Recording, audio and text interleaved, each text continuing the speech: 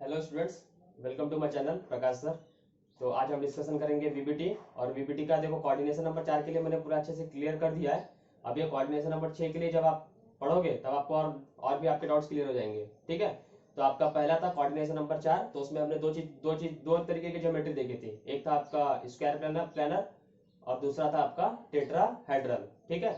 अब हम दूसरे कोऑर्डिनेशन नंबर के लिए पढ़ रहे हैं जो कि है आपका कोऑर्डिनेशन नंबर 6। ठीक है। तो कोऑर्डिनेशन नंबर 6 रहेगा तो इसका ज्योमेट्री हमेशा फिक्स रहेगा ऑक्टाहेड्रल। लेकिन जो आपका हाइब्रिडाइजेशन जो है वो एक बार sp3d2 आ सकता है और एक बार आपका d2sp3 आ सकता है। ठीक है।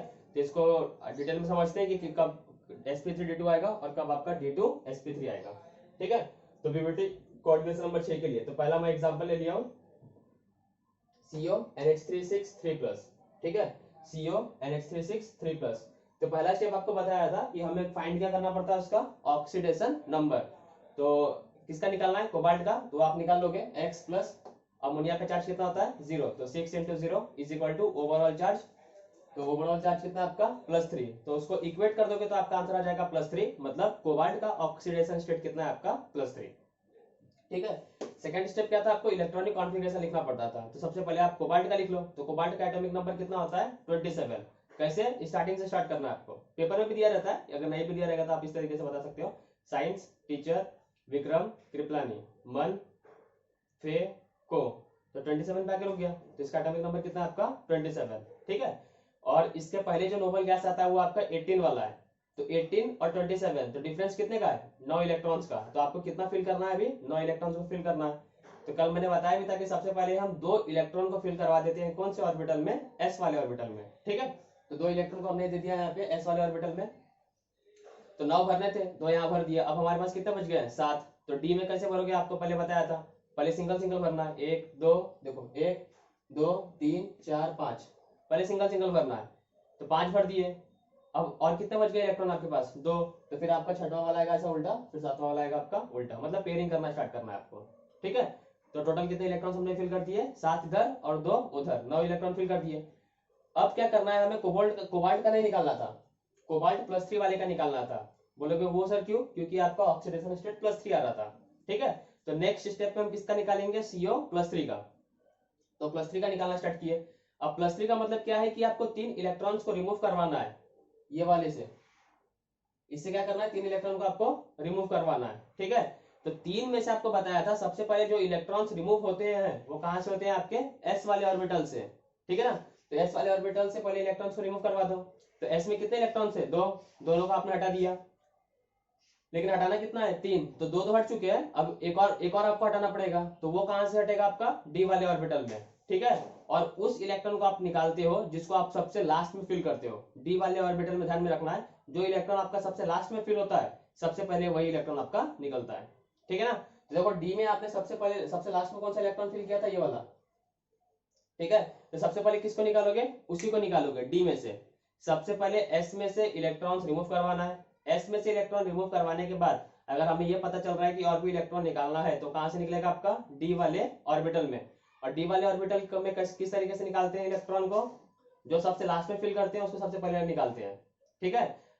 तो ये वाले इलेक्ट्रॉन को आप निकाल दोगे। तो देखो यहाँ पे मैंने एक रिमूव कर दिया, तो इस तरीके से बन गया आपका। यहाँ पे 2 इलेक्ट्रॉन है वैसे का वैसे ही, और यहाँ पे 2 था तो एक मैंने निकाल दिया, तो ये वैसे हो गया आपका। ठीक है। अगर समझ लो यहाँ पे कोबाल्ट पे चार्ज होता आपका +4, तब कौन सा एक और इलेक्ट्रॉन निकलता आपका, तब ये वाला भी निकल जाता। ठीक है। लेकिन अभी निकालना नहीं है, क्यों, क्योंकि उस पर चार्ज कितना है +3। तो 2 यहाँ से निकाल दिया और एक मैंने यहाँ से निकाल दिया। ठीक है। तो ये समझ में आ गया कि हमें इलेक्ट्रॉन को रिमूव किस तरीके से करवाना पड़ता है। यहाँ तक आ गया। अब बताया था आपको, यहां से देखने यहां तक आने के बाद हमें चेक करना पड़ता है कि हमारा लिजेंड कौन से टाइप का है। ठीक है। तो जो मैंने याद करवाया था याद करो, अमोनिया पीरिडिन डाइपीरिडिन, बीच में फंस गया इन NO2- CN- CO। अगर उसमें से कोई भी लिजेंड प्रेजेंट है, अगर उसमें से कोई भी लिजेंड यहाँ पे आ रहा है, मतलब क्या करवाना पड़ेगा आपको, पेयरिंग करवाना पड़ेगा, क्योंकि उसके पास पेयरिंग की कैपेसिटी होती है। ठीक है। अब लिजेंड को चेक कर लेते हैं। तो लिजेंड देखो कौन सा है आपका, अमोनिया। लिजेंड कौन सा है आपका, अमोनिया। तो वो जो मैंने सीरीज याद करवाया था उसमें से ये लिजेंड आ रहा है, इसका मतलब क्या होगा, पेयरिंग होगा। ठीक है। अब देखो ये जो इलेक्ट्रॉन है पेयरिंग करवाओगे तो ये वाला इलेक्ट्रॉन कहाँ चल जाएगा आपका, यहाँ पे। और ये वाला इलेक्ट्रॉन कहाँ चल जाएगा आपका, यहाँ पे। पेयरिंग करवाना है, मतलब जो अनपेड इलेक्ट्रॉन्स प्रेजेंट है वो क्या कर लेंगे, आपके पेयर्ड कर लेंगे। ठीक है, तो ये वाला इलेक्ट्रॉन कहाँ चल जाएगा आपका, यहाँ पे, और ये वाला इलेक्ट्रॉन कहाँ चल जाएगा आपका, यहाँ पे। तो देखो फाइनली इस तरीके से बन जाएगा आपका स्ट्रक्चर। फाइनली आपका इस तरीके से स्ट्रक्चर बन जाएगा। देखो इसको मैंने यहाँ ट्रांसफर कर दिया है और ये वाले को यहाँ पे ट्रांसफर कर दिया है, तो ये जो दो डब्बे खाली हो गए, तो ये दोनों को खाली कर दिया। और यहाँ पे एक इलेक्ट्रॉन था तो दो आ जाएंगे, और यहाँ पे एक इलेक्ट्रॉन था तो यहाँ पे भी कितने आ जाएंगे आपके, दो। और ये दो डब्बे आपके खाली हो जाएंगे, और ये 4s वाला ऑर्बिटल और ये आपका 4p वाला ऑर्बिटल वैसे का वैसे प्रेजेंट है। और इसके बाद आपका 4d का भी ऑर्बिटल आएगा, ठीक है ना, लेकिन वो काम का नहीं है इसलिए मैंने इसको बनाया नहीं है। ठीक है, तो यहाँ तक आ गया। अब देखो हमारे पास पॉसिबिलिटी कितनी थी, दो। एक हम D2sp3 करवा सकते थे और एक आपका sp3d2 वाला करवा सकते थे। ठीक है, जो आउटर ऑर्बिटल जो मतलब sp3d2 वाला जो है, देखो यहाँ लिख देता हूं मैं, हमारे पास पॉसिबिलिटी एक ये है D2sp3 और एक हमारे पास पॉसिबिलिटी है sp3d2। ठीक है, अब आपको क्या बताया था कि अगर ये वाला होना चाह रहा है तो सबसे पहले हम इसी को करवाएंगे। मतलब जो D2sp3 है उसमें क्या कंडीशन था आपका कि D खाली होना चाहिए था। देखो यहाँ पे D खाली भी है। ठीक है, देखो पॉसिबिलिटी इस बार दोनों भी हो सकता है, ये वाला भी हो सकता है, ये वाला भी हो सकता है।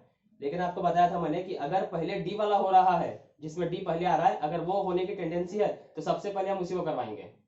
ठीक है, तो दिख भी रहा है आपको कि यहाँ पे दो D ऑर्बिटल खाली है, तो ये हाइब्रिडाइजेशन में पार्टिसिपेट कर लेगा।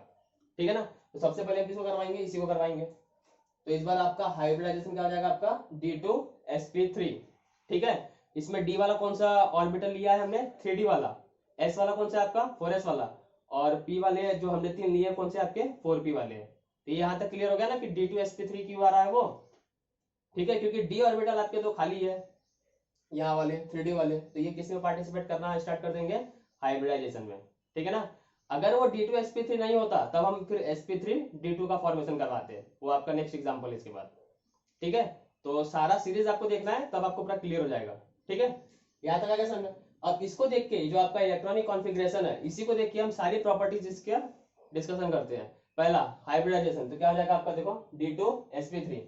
ठीक है, दूसरा ज्योमेट्री, तो D2sp3 रहेगा तो उसका ज्योमेट्री कैसा हो जाता है आपका, ऑक्टाहेड्रल, यहाँ लिख दिया है। मैग्नेटिक बिहेवियर, अब यहाँ देखो, इसको देखो, इसको नहीं देखना है, अब फाइनल आपका ये है, इसको देख के सारे आंसर करना है आपको।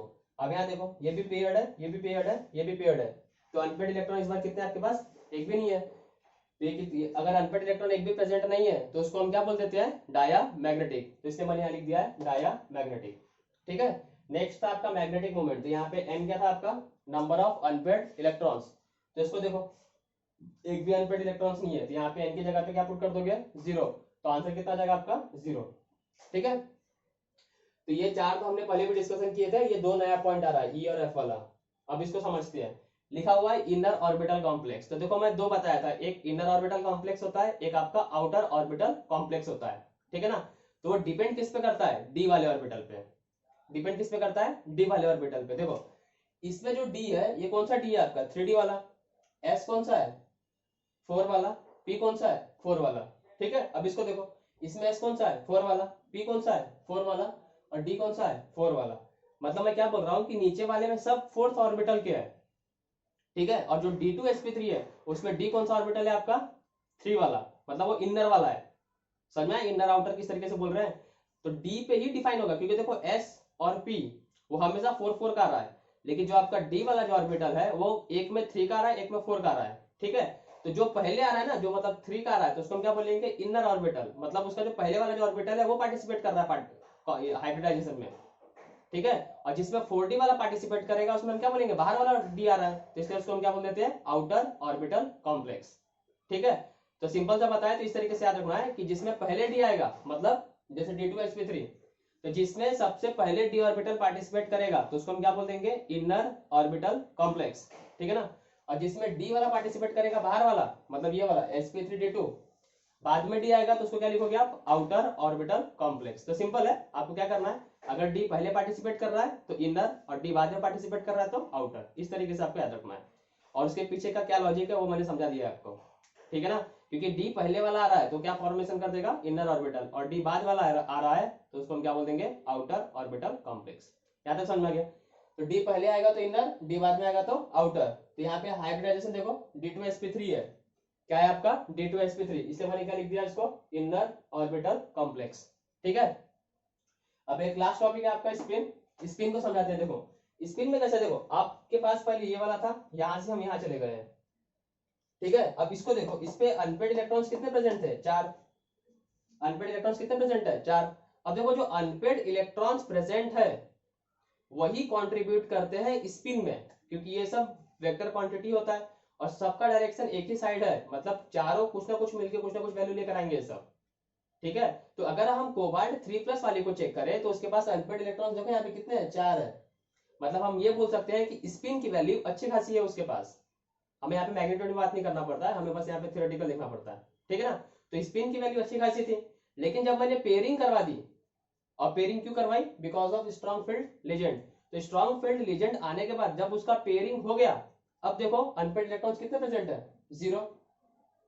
तो वेक्टर क्वांटिटी होता है, तो वेक्टर क्वांटिटी होता है, तो एक ऊपर गया एक नीचे गया, तो नेट कितना हो गया, 0।